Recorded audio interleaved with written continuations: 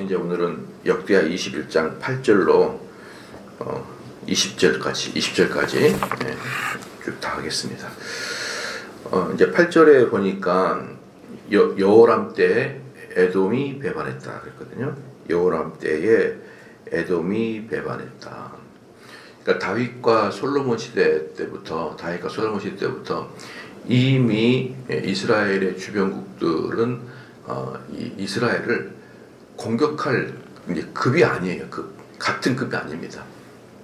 이미 다윗 솔로몬 때는 그냥 그 팔레스타인 지역에서는 아예 동무대였어요.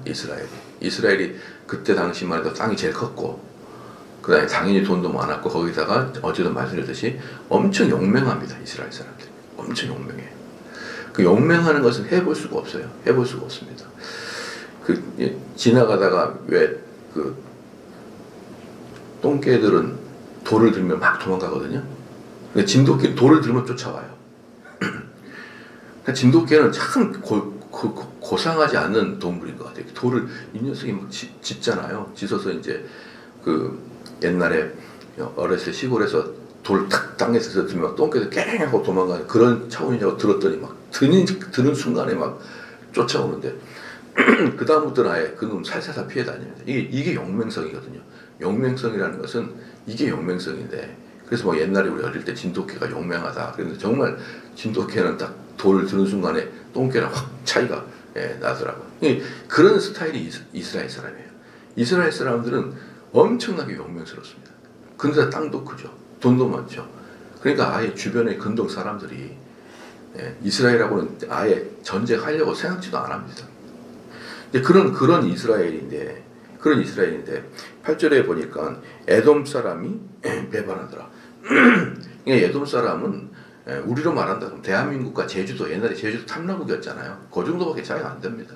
비교도 안 되는 것이죠. 그런데 그런 에돔이 배반합니다. 에돔이 배반하고, 그 다음에 에돔만 배반하는 게 아니라 10절에 림나도 배반하고.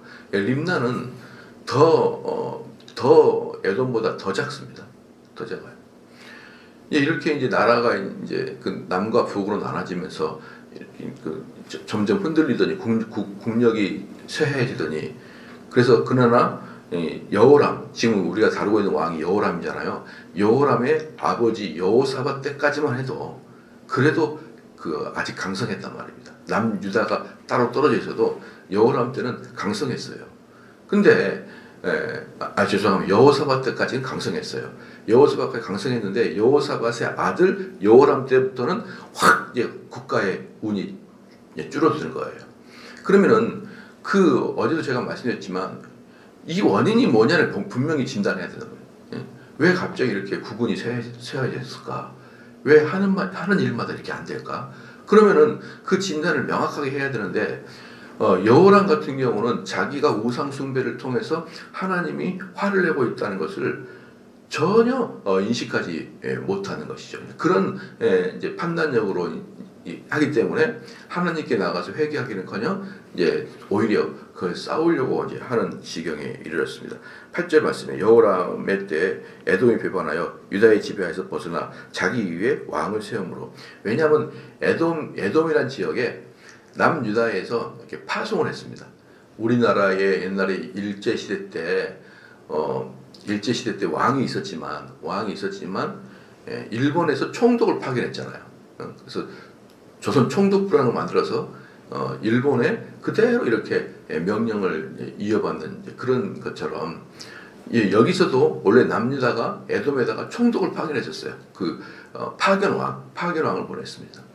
그런데 그 파견왕을 죽여버리고 에돔이 자기 민족의 왕을 새로 만들어 버린 것이죠. 그게 지금 8절에 왔습니다. 자기 위에 왕을 세우다라는 것은 바로 그 총독을 제거하고, 남유다로부터 파송된 총독을 제거하고 자기 나라 백성으로 왕을 세웠다라는 것이죠. 9절에 여호람이 지휘관들과 모든 병거를 거느리고 출정하였더니, 그러니까 지금 여기서 말하는 게 뭡니까? 판단 미스예요. 판단 미스. 이렇게 자꾸 국군이 자꾸 아래로 떨어지는 이유가 무엇이냐라는 것을 정확하게 재단을 해야 되는데, 그냥 눈에 보이는 것만, 쟤네들이 우리를 배반해, 쟤네들이 이 독립을 하려고 그러네. 그렇게만 보니까 군대만 출정시키는 거예요. 힘으로만 밀어붙이는 것이죠. 그래서 9절에 병거를 거느려 출정하였더니 밤에 일어나서 자기를 애워싼 에돔 사람과 그 병거의 지휘관들을 쳤더라. 그러니까 만약에 이런 식으로 됐으면은 만약에 그 뭐라 그럴까요? 에돔에서 유다 총독을 죽여버리고 자기들의 왕을 세웠으면은 그렇게 된다 그러면은 좀 작전도 짜고 아무리 하나님의 진노하심이다라는 것이 없더라도 기본적 상식으로 보십시오. 전투력을 비교도 해보고 쟤네들이 저렇게 했으면 뭔가를 숨겨놨을 건데 쟤네들이 저렇게 했으면 뭔가를 큰 걸 잡았다는 뜻인데 이런 상식을 가지고 있어야 될 거 아니에요. 그런데 그날 그냥 병거를 거느리고 밤에 일어나서 그냥 밤에까지 가버리는 거예요. 그러니까 거기 출정하고 딱 가니까 무턱대고 가죠. 자기들이 그나마 그 전까지 강성국이었으니까 갔습니다. 가서 밤에 일어나고 보니까 어때요? 딱 포위가 된 상태입니다. 포위가 된 상태. 그러니까 이 사람 여호람 이 사람은 하나님을 아는 지식도 없을 뿐더러 그냥 일반적인 왕으로도 참 답답한 사람인 거예요. 답답한 사람인 겁니다. 그래서 자기를 에워싼 에돔 사람과 그 병거의 지휘관들을 쳤더라. 이와 같이 에돔이 배반하여 유다의 지배하에서 벗어났더니 오늘까지 그러하였으며 그때에 림나도 배반하여 여호람의 지배하에서 벗어났으니 이는 그가 그의 조상들의 하나님 여호와를 버렸습니다. 그러니까 여기서 이제 밤에 일어나가지고 9절에 자기를 애워싼 에돔 사람과 그 병거의 지휘관 쳤더라 이거잖아요. 이게 뭐냐 그러면 쭉 포위를 한 거예요. 여호람 왕을 다 포위를 한 거란 말이에요. 포위를 하는데 그 중에서 이제 한 약한 부분이 있었단 말이죠. 약한 부분. 그 약한 부분을 쳐서 나온 거예요. 그 포위를 뚫고 나온 거라고요. 에돔 사람들의 포위를 뚫고 겨우 목숨만 구했습니다. 그리고 그 사건 이후로 이 전쟁 이후로는 에돔 사람을 한 번도 지배하지 못합니다. 그 이후로 끝장난 거죠. 이미 남유다의 기운이 서서히 쓰러지고 있는 거예요. 그러니까 거기를 뚫고 나와서 그 다음부터 에돔 사람은 한 번도 지배하지 못하게 되었다라는 것입니다. 그래서 이와 같이 에돔이 배반하여 유다의 지배하에 벗어났으니 오늘까지 그래하였으며 그때 림나도 배반하여 여호람의 지배하에서 벗어났으니 이는 그가 그의 조상들의 하나님 여호와를 버렸습니다. 그러니까 림나는 어느 정도냐 그러면요. 만약에 에돔이 탐나 제주도라 그러면요. 림나는 뭐 부산 이런 의미에 딱 그러니까 더 치명적이게 림나죠. 그 본토까지 들어와서 이제 이런 식으로 다 독립을 해버렸습니다. 11절 보니까 여호람이 또 유다 여러 산에 산당을 세워 예루살렘 주민으로 음행하게 하고 또 유다를 미혹하게 하였더라. 그럼 이 여호람이 어떤 사람입니까? 유다 여러 산에다가 산당을 지은 사람이에요. 산당을. 네? 산당을 지은 사람입니다. 참, 이 산당이 어떤 겁니까? 자기 할아버지 아사왕, 자기 아버지 여호사밧 이 두 분이 끝까지 척결하려고 했던 게 산당입니다. 산당이죠. 근데 산당을 척결하려고 해도 척결할 수가 없어요. 왜? 지방에 있는 사람들이 숨어서 그 산당을 여전히 섬기고 있으니까. 그러나 그 할아버지와 아버지가 그걸 끝까지 제거하려고 노력을 했던 것은 다 아는 사실 아닙니까? 그런데 그 손자 또는 아들 된 이 여호람이 다시 산당을 부흥시키는 거예요. 부활시키는 겁니다. 아니 이것은 무슨 이해가 안 가요. 그렇잖아요. 만약에 우리 정치권들이 보면은 원래 여당이 야당 되면 여당 거 다 지우고 또 새로 하고 막 그러잖아요. 난 그건 이해가 가는데 왜? 우리랑 아주 적대적인 관계 정당이니까. 아니 그런데 할아버지 아버지부터 잘 해가지고 갔던 일들 그 일을 잘 해가지고 부국 강성국이 되었는데 남유다가 근데 애써 그걸 지워요. 애써 지우면서 거기다가 아버지 할아버지가 그렇게 싫어했던 산당을 부활을 시킵니다. 그러니까 이것은 무슨 의미입니까? 이건요 자기 조상 즉 다윗으로부터 내려왔던 그 전통을 내팽개 쳐버리고 자기 아내 북이스라엘의 아합과 이세벨이라는 그 아주 악한 왕과 왕비의 딸이 그 딸의 이야기를 듣고 그렇게 하는 거예요. 저는 여러분들 잘 생각하십시오. 많은 사람들이 아내의 이야기를 들어야 지혜롭다는 거예요. 아내의 이야기를 들어야 된다. 그냥 아내도 아내 따라 다르죠. 무조건 아내 이야기를 들어요. 저는 이 아내 이야기를 아내가 지혜롭지 못하거나 아내가 경건하지 못한 아내인데 그런 아내의 이야기 들으면 멸망의 길로 가는 것이죠.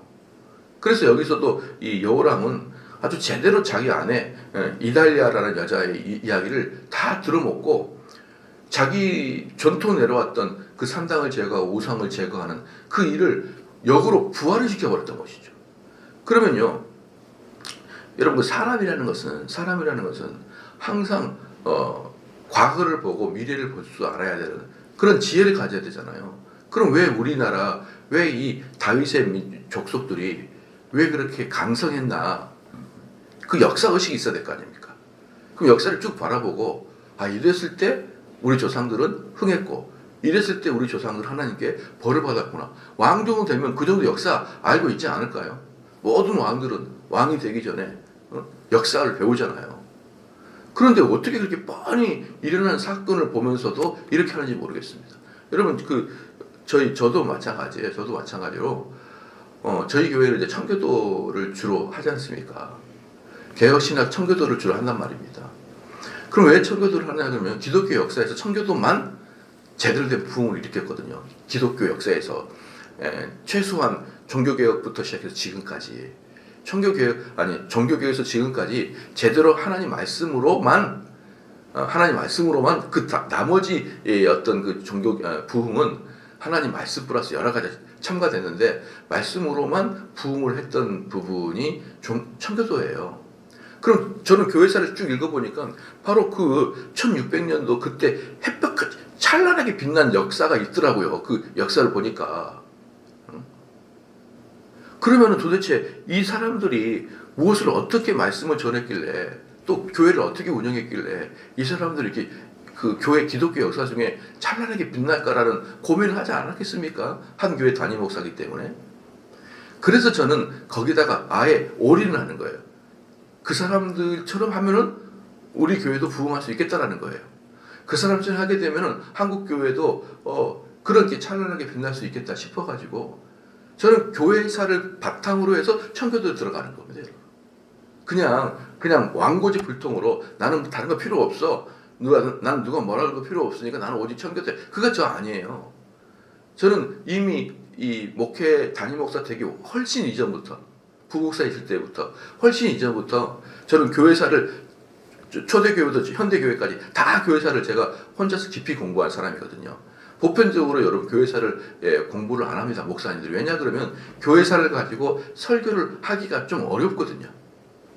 설교를 하고 적용을 시키려고 그러면은 속된 말로 옥하는 목사님 책 읽고 그래야 그대로 설교가 잘 되는 거예요. 왜? 옥하는 목사님 책은 한국이라는 사회 21세기, 20세기에 바탕을 두고 있기 때문에 그냥 읽으면 설교가 돼요.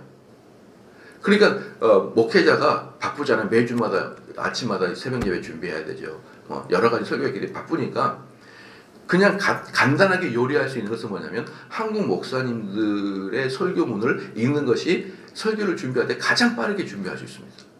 그러나 교회사를 읽어가지고는 곧바로 여러분 설교에 쓸 수가 없으니까 보편적인 목사님들은 설교할 때 교회사를 읽고 설교하는 부분은 별로 없어요. 그런데 목사님들이 매일마다 설교 준비해야 되죠. 매주마다 국지국전 설교를 준비해야 되죠. 이러다 보니까 지금 당장 쓸 수 없는 교회사를 읽지 못해요. 시간상 또는 마음의 여유도 안 돼요. 그렇게.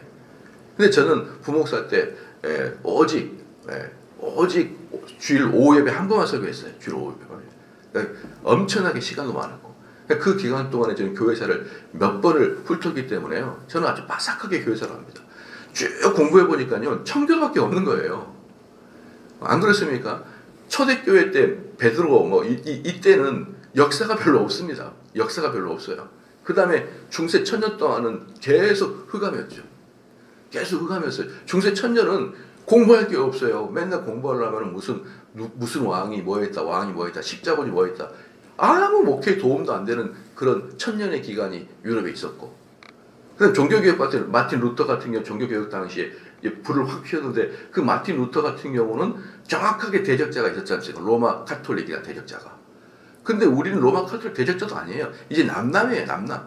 개신교하고 로마 카톨릭은 그냥 남남이에요. 그렇기 때문에 500년 전에 대적자였었는데 지금은 그냥 남남이기 때문에 우리 대적도 아니에요. 그러면은 종교개혁 때까지도 우리가 현재 21세기 한국을 이끌어가는데 별로 도움이 안 되네. 근데 청교도 때 한 100년 동안에 활활 타오르고 그 다음부터 또 타락하기 시작합니다. 계속 그 다음부터 지금까지. 역사 간단하잖아요. 기독교 역사가. 근데 그 청교도를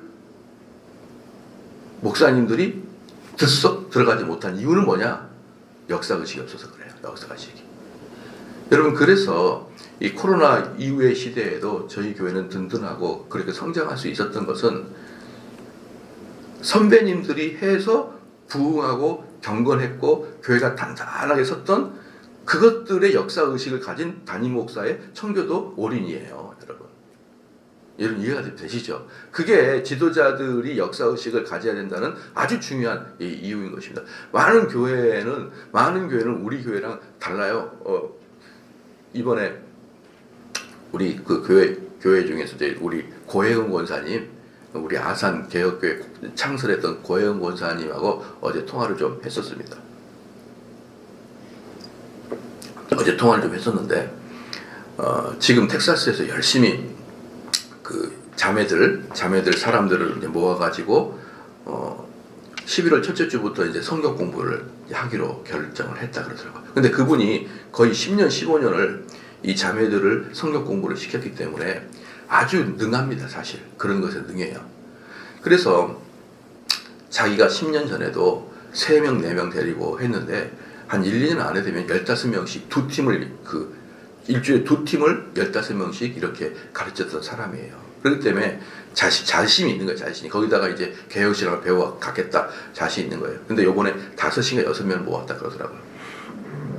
그래가지고 이제 11월 첫째 주에 하겠는데 그 전에 뭐 했냐 그러면은 그 텍사스의 제일 큰 교회에 다니거든요. 그분이. 근데 그분 그 주변 사람들한테 제 설교를 계속 돌리는 거예요. 유튜브로.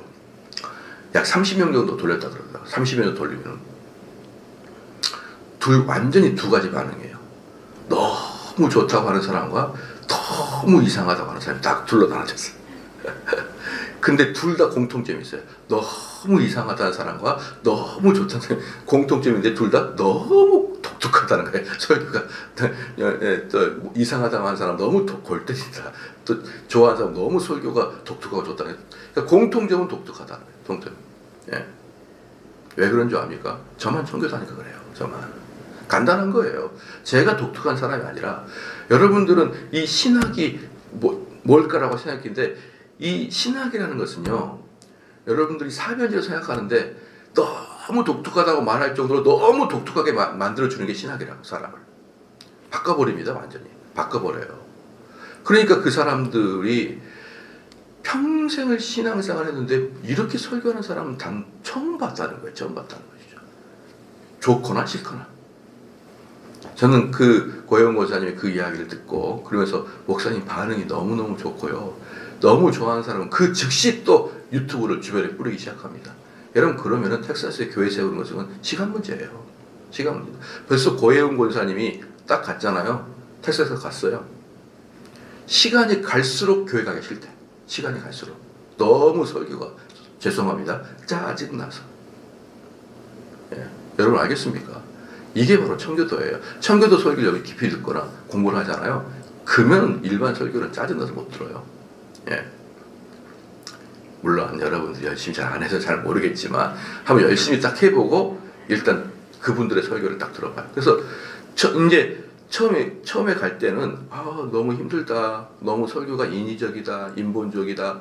기복적이다. 알미니우스주의다. 이렇게만 생각하다가 시간이 가면 갈수록 어때요? 마음이 화석화가 돼서 굳어지기 시작하고 도저히 주일이 기쁘지 아니하고 그러니까 빨리 자기가 가르치는 성경 공부를 만들고 거기서 이제 한 10명 이상 되면은 교회를 개척하려고 여러분 마음 먹습니다. 여러분 바로 이게 청교도예요. 청교도. 청교도는요. 너무나 찬란하기 때문에. 이렇게 해서 J.I. 패커라고 있어요. J.I. 패커라고 영국의 유명한 신학자 목회자가 있는데 그분이 뭐라고 했냐면 청교도는 기독교 역사 중에서 우뚝 서 있는 거목들이다. 거목. 미국 캘리포니아 가면 레드우드라고 엄청나게 높은 나무가 있잖아요. 거목들이 청교도다.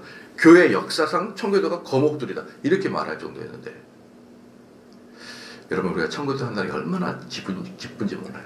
얼마나 즐겁고 우리가 하나님 말씀을 깊이 연구하고 하나님 말씀만 가지고 교회가 운영되고 부흥된다는 것을 명확하게 보여줬던 분이 청교도 분들이기 때문에 너무너무 좋고 또 속된 말로 너무너무 자부심이 생겨요. 너무너무 자부심.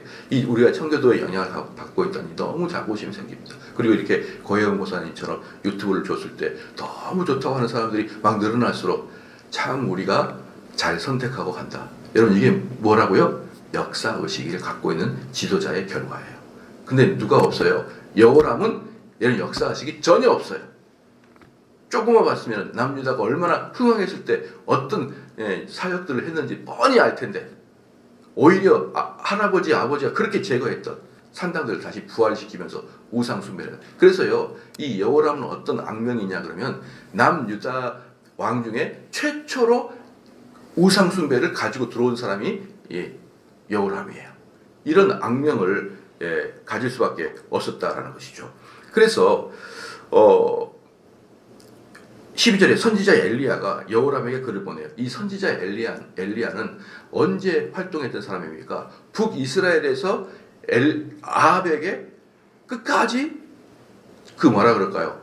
그 이세벨에게 속해 있던 450명의 바알 선지자 또 아세라 선지자 400명의 아세라 선지자를 죽였던. 그러니까 지금 이 여호람 시대랑 겹칠 때예요. 위에는 아합 시대고 아래는 여호사밧 시대였잖아요. 근데 아합이 죽고 난 다음에도 엘리야는 계속 살아 있었단 말이에요. 그 엘리야가 이제 이 남유다 왕한테 편지를 보내는 거예요. 남유다 왕한테. 엘리야 때 같은 시대 사람입니다. 근데 엘리야는 북이스라엘에서 활동했던 사람이고 지금 이 여호람은 남유다에 있던 사람이에요. 근데 선지자 엘리야가 여호람에게 글을 보내요. 이르되 편지 썼습니다. 왕의 조상 다윗의 하나님 여호와께서 이같이 말씀하시기를 네가 네 아비 여호사밧의 길과 유다 왕 아사의 길로 행하지 아니하고 방금 제가 말씀드렸던 거예요. 오직 이스라엘 왕들의 길로 행하며 오직 이스라엘 뭡니까? 북이스라엘 말하는 거예요. 남유다 왕처럼 행하지 아니하고 왜 북이스라엘 왕처럼 길로 행하여 유다와 예루살렘 주민들이 음행하게 하기를 아합의 집이 음행하든. 그러니까 너도 왜 하필이면 아합처럼 가냐는 거예요. 응? 내가 북이스라엘에서 북쪽에서 엘리야가 북쪽에서 그 아합하고 엄청 싸웠거든요. 엄청 싸웠습니다. 아합하고. 그래서 아합이 결국은 죽잖아요. 아합과 이세벨이 죽어요. 특별히 이세벨은 어떻게 죽습니까? 창문으로 던져져 가지고 온 피가 낭자가 되니까 개가 와서 이세벨 여자라는 그 여자를 다 먹어버렸거든요. 그렇게 처참하게 죽었는데 왜 너는 그 아합의 길로 가냐는 거예요. 엘리야가 이 북쪽에서 그렇게 싸웠는데 남쪽은 그나마 남유다는 그나마 여호와 하나님을 잘 섬기고 있었는데 이제 보니까 왜 그렇게 아합의 길로 가고 있느냐라고 지금 말하고 있는 것입니다. 그래서 13절에 오직 이스라엘 왕의 길로 행하여 유다와 예루살렘 주민들이 음행하게 하기를 아합의 집이 음행하며 또 내 아비 집에서 너보다 착한 아우들을 죽였더니 그 아우들을 다 죽였어요. 6명을. 예. 여러분 여기서 엘리야가 어떻게 진단합니까? 너가 하나님을 떠나서 우상 숭배하고 너의 착한 아우 6명을 다 죽였고 딱 그 진단을 하는데 그 앞에서 여호람은 어떤 진단을 했습니까? 그냥 쳐들어가는 거예요. 저것들이 버릇이 없어. 저것들이 우리를 배반해. 쳐들어가는 겁니다. 쳐들어가는 거예요. 그러니까 이게 진단이 이래버리면요 전혀 해결 방법은 없는 것입니다. 전혀 해결 방법 없어요. 14절에 여호와가 내 백성과 내 자녀들과 내 아내들과 내 모든 재물을 큰 재앙이라 치시리라. 여호와께서 네 백성들 다 치겠다. 여러분 이게 얼마나 무서운 일이냐면요. 왕의 잘못은 개인이 벌받지 않고 그 지방과 그 민족이 다 벌받습니다. 이게 여러분 정말 무서운 거예요. 왜 지도자가 좋은가? 그거예요. 제가 아는 목사님이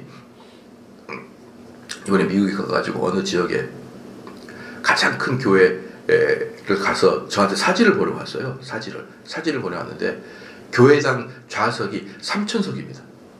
그냥 해외 한인교회 중에 제일 커요. 3,000석이에요. 근데 수요일 날에 10명, 주일 날에 60명 출석한답니다. 수요일 날에 10명, 주일 날에 60명 출석한대요. 그래서 제가 카톡을 보냈어요. 사진을 보냈길래 아니 어떻게 3,000명이 넘게 나왔던 이 교회가 갑자기 이렇게 됐습니까? 라고 물으니까 딱 한마디, 목사가 잘못했어. 끝. 담임 목사가 잘못하면 교회는 다 끝나는 거예요. 담임 목사가 잘못하게 되면은 담임 목사 혼자 벌 받는 게 아니라 다 같이 벌을 받아버립니다. 그 큰 교회가 3,000석의 좌석이 주일날 60명이라니 이게 말이 됩니까? 교회는 어떤 사람이 잘못하면 그 사람은 개인적으로 받지만 가장 교회를 이끌고 가고 있는 담임 목사의 잘못은 혼자 벌받지 않습니다. 교회 전체가 끝장나고 마는 거예요. 그러기 때문에 얼마나 지도자가 중요한지 우리는 알아야 됩니다. 그래서 근데 15절에 또 너는 창자 중에 중병이 들고 그 병이 날로 중하여 창자가 빠져나오리라 하였더라. 그런데 이제 그렇다고 해서 이제 그 왕은 같은 양으로 벌을 받느냐? 아니요. 그 죄를 저지른 사람은 더 큰 벌을 받게 되겠죠. 더 큰 벌을 받게 되는데 어떤 병이냐면 창자가 밖으로 빠져나온다라는 거죠. 그러니까 무슨 병인지는 정확하게 모르겠어요. 직장암인지 대장암인지 또는 무슨 뭔지 모르겠지만 어쨌든 창자가 밖으로 빠져나왔다. 그게 뭡니까? 항문 밖으로 빠져나왔다는 거예요. 항문 밖으로 빠져나와 버렸다. 야, 이거 정말 뭐 이런 경험은 있습니까, 여러분? 저는 없는데 아마 미칠 것 같아요. 아마 미칠 것 같을 거예요. 얼마나 미칠까요? 그 치질만 당해도 막 삶의 퀄리티가 떨어져 버리는데 여러분 그 칼빈이 여러 가지 병이 걸렸거든요. 허리 디스크도 있었고 이 결림, 뭐 이 장기들의 그 뒤틀림, 그리고 아주 강력한 치질 이런 병들이 칼빈한테는 있었거든요. 두통 이런 게 계속 있었는데 이 허리와 장기의 결림은 그 강력한 치질 때문이라는 결과가 많아요. 치질 때문에 이렇게 못 앉고 막 비틀고 이렇게 하다가 허리도 아프고 막 이렇게 온몸이 아픈 게 치질의 영향이다라고 사람들이 많이 생각합니다. 그렇게 치질만 돼도 고통 속에 그게 밖으로 탈장된 상태. 그러니까 이 사람은 죽죠. 죽어. 살아도 살 수 있는 그런 삶이 아니에요. 그게. 그러니까 16절 여호와께서 블레셋 사람들과 구스에서 가까운 아라비아 사람들의 마음을 격동시키사 여호람을 치게 하셨어요. 재밌는 게 뭐냐면요. 블레셋은 남유다의 가장 끄트머리. 우리 대한민국으로 말한다 그러면 블레셋은 어디냐 그러면요. 여수 정도가 블레셋이에요. 여수. 그 정도가 블레셋인데 거기에 있는 나라들과 또 블레셋 바로 밑에 있는 지금 사우디아라비아 위쪽에 있는 아라비아 사람들은 항상 이스라엘과 붙어있던 나라들이거든요. 근데 재밌는 게 있습니다. 얘네들은 다 기회를 받다가 이스라엘과 남유다가 하나님을 배반하기 시작하고 우상 숭배하면 그때 쳐요. 그러니까 오히려 이들은 역사의식이 있는 거예요. 지금까지 우리가 이스라엘 봤을 때 쟤네들이 하나님을 배반할 때만 약해진 거잖아요. 그러니까 오히려 이 사람들은 남유다가 또 이방인을 섬기네? 그럼 우리가 또 치러 가자. 이렇게 했던 거예요. 그걸 16절의 후반부에 아라비아 사람들의 마음을 격동시키사 여호람을 치게 하셨다는 것이죠. 이들이 산당을 세워서 다시 우상 숭배하네? 이때다. 그러니까 여러분 이스라엘이라는 사람들의 아이덴티티는 뭐예요? 그들은 국방력이 아니라 경제력이 아니라 오직 하나님을 잘 섬기느냐 안 섬기느냐에 따라서 흥왕성쇠가 결정되는 그게 이스라엘의 아이덴티티예요. 그러니까 이들은 우상 숭배하는 순간 나락으로 떨어지는 것입니다. 그래서 17절에 그들이 올라와서 유다를 침략하여 왕국의 모든 재물과 그의 아들들과 아내들을 탈취하였으므로 막내 아들 여호아스와 외에는 한 아들도 남지 아니하더라. 이들이 와가지고 모든 아들들, 모든 아내들 다 데려가는데 여호람의 아들 중에 딱 하나 17절에 여호아하스 외에는 다 데려가서 죽여버렸습니다. 다 여호람의 아들들 중에 여호아하스라는 사람 한 명을 제하고 다 죽였어요. 여러분 얼마나 슬픈 일입니까? 자기 앞에서 눈앞에서 자기 자녀가 죽었는데, 근데 하나님께서 여전히 남유다를 사랑해서 그 대를 다 끊지는 않습니다. 다 끊지는 않아요. 그 다음에 보겠습니다. 18절에 이 모든 일 후에 여호와께서 요람을 치사 능히 고치지 못할 병이 그 창자에 들게 하셨으므로, 그 창자가 밖으로 나왔다는 거예요. 여러 날 후 2년 만에 그의 창자가 그 병으로 말미암아 빠져나오매 그 심한 병으로 죽으니 백성이 그들의 조상들에게 분향하였던 것 같이 그에게 분향하지 아니하였으며. 그러니까 이 사람이 2년 동안 정말 2년 동안 탈장이 된 상태로 2년을 살았던 거예요. 이게 삶의 질이 어떤지 아시겠죠? 그러면은 이 여호람이라는 왕은 어떤 왕입니까? 겨우 왕으로서 8년 지배했어요. 8년. 8년 지배를 했는데 앞에 전반부에는 자기 동생들 죽이랴, 나라들에서 자기한테 반항한 놈들 다 색출해 죽이랴, 후반부 2년은 병으로 고생하랴. 몇 년 왕노를 했습니까? 몇 년 왕을 했습니까? 그 몇 년 한 것 가지고 우상 숭배를 끌고 들어왔으니 얼마나 미운 짓을 했겠냐 이 말이에요. 그렇죠? 그래서 근데 보니까 19절 보니까 그 백성들이 그들의 조상들에게 분향하였던 것 같이 그에게 분향하지 않아요. 뭐예요? 죽었는데 백성들이 안 와요. 여러분 딱 대통령 죽고 그 여왕 죽을 때 얼마나 많은 백성들이 가서 조문을 합니까? 근데 여호람이 죽었는데 백성들이 안 와버립니다. 안 와요. 20절 봤어요. 여호람이 32세에 즉위하고 예루살렘에서 8년 동안 다스리다가 아끼는 자가 없이 세상을 떠났으며 무리가 그를 다윗의 성에 장사하였으나, 다윗의 성에 장사하죠. 왜? 다시 족보니까. 그러나 열왕들의 묘실에는 두지 않냐고 옆에다가 이렇게 했던 것입니다. 이게 여러분 하나님이 이 여호람을 저주한 상태 아니겠습니까? 죽었는데 아무도 따라오지 않습니다.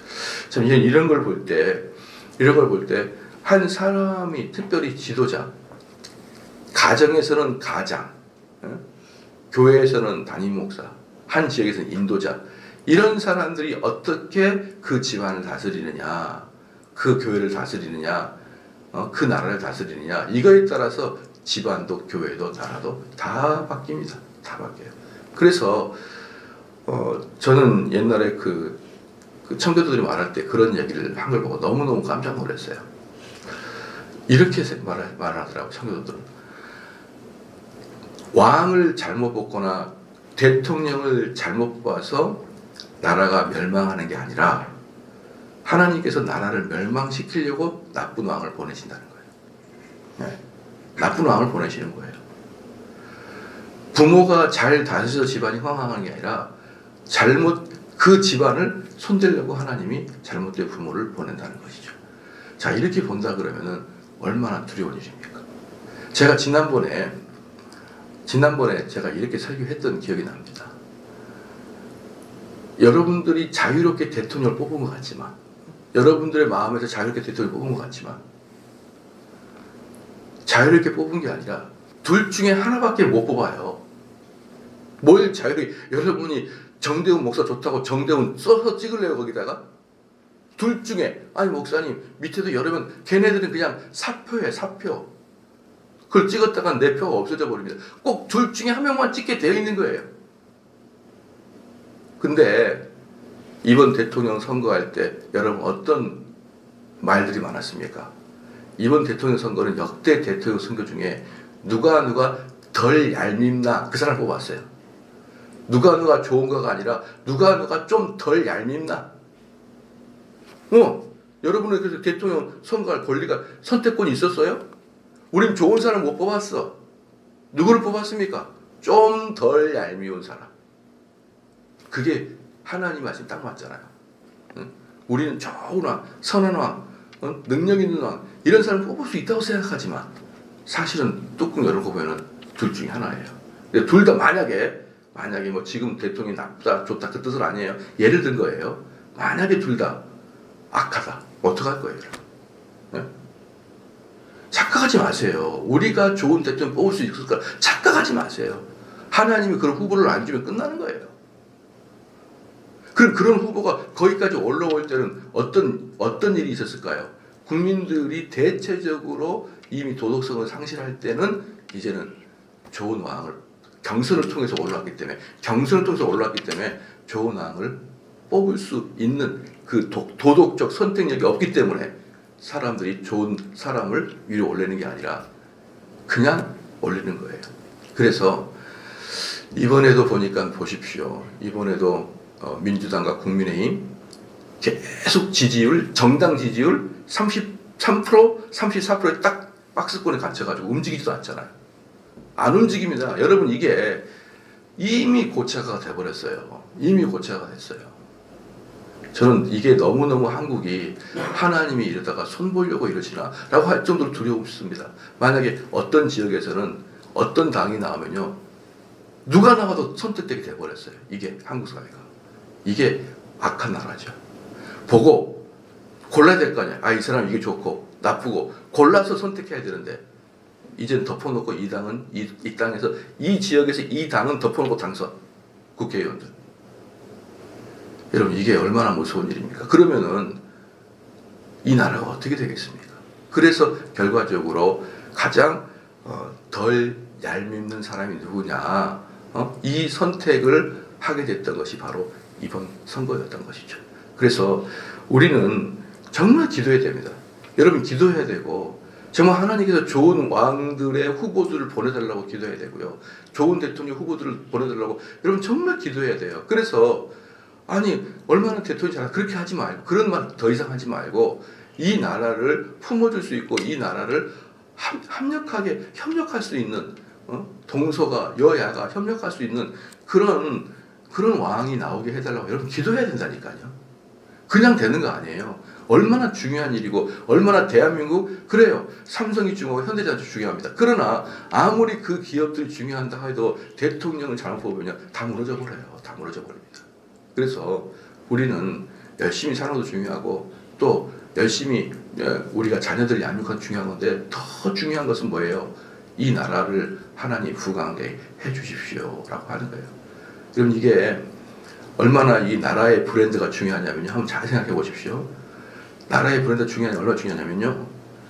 어떤 사람은 그냥 회사원이에요. 그냥 회사원이고 어떤 사람은 의사입니다.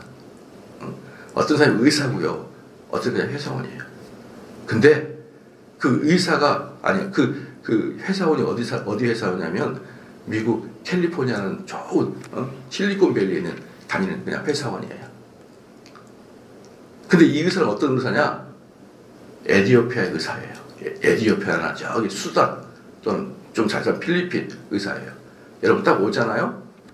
이상하게 미국 캘리포니아에 있는 사람이 더 존중이 돼 보여요. 더 높아 보여요. 여러분 그런 경우가 없었군요. 저는 그래요.